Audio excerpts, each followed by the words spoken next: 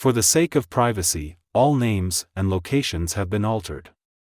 We have no affiliations with any organizations or agencies. The talks that are being heard are meant to be both entertaining and educational.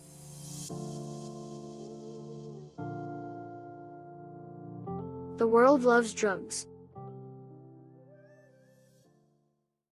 I asked if they thought kids were attracted to drug use. So I think there's two sides to the coin. When you're a child growing up into adulthood, like throughout that, you're either scared away from it because of all the fucking exposure, or you're complete polar opposite, and you're just delving right into it head first because you it's all you know because you were introduced to it at a very young age. Like, He shared a story about his friends. I have friends who knew about shooting up, would hit their parents, hit family members who can't hit a vein themselves. But these are 14-year-old kids hitting their family members. You know, that's crazy to think about, right? I asked if they thought society glorified drug use.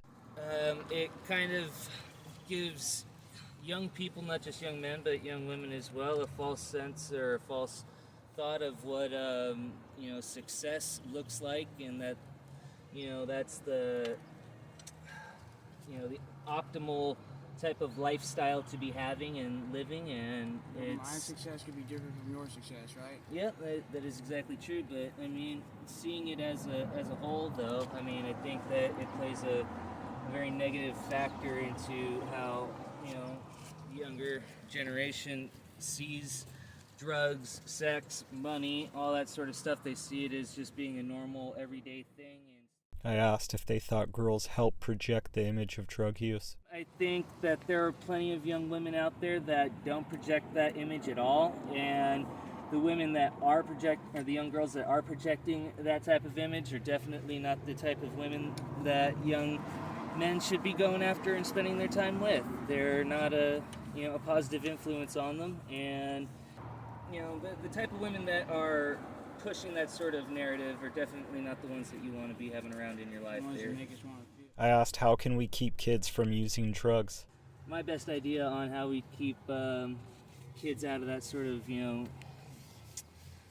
frame of mind and thought process would be to keep them busy with more positive things. Being involved in their life, sports, just any sort of outdoor activity that's positive. Video games, well, video games, yes, but basically